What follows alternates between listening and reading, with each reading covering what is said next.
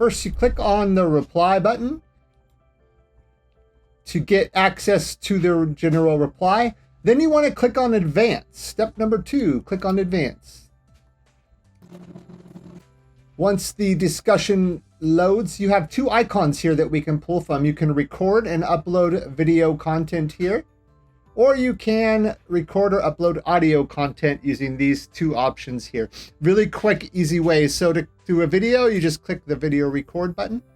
You can either upload a video you've previously recorded, or as you can see here, you can start a recording, then you can check it and then save it, and that will automatically add it to the docket.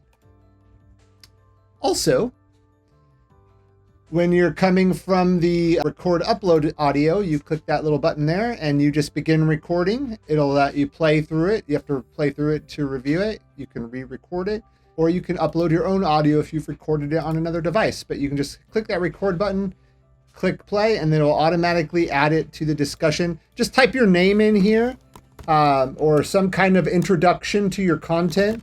This is my audio submission. And then I'm going to just record a quick one here.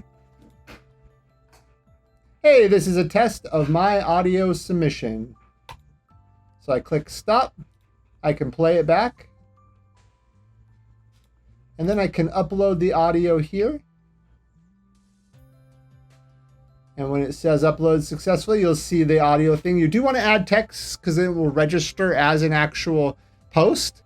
Click post to forum, and now you'll see my audio appears here. And it will eventually transcribe my audio. It takes a little bit for that to come across, but this will then become an embedded audio recording with transcription, which is really cool. You'll see subtitles are already enabled. Let's see.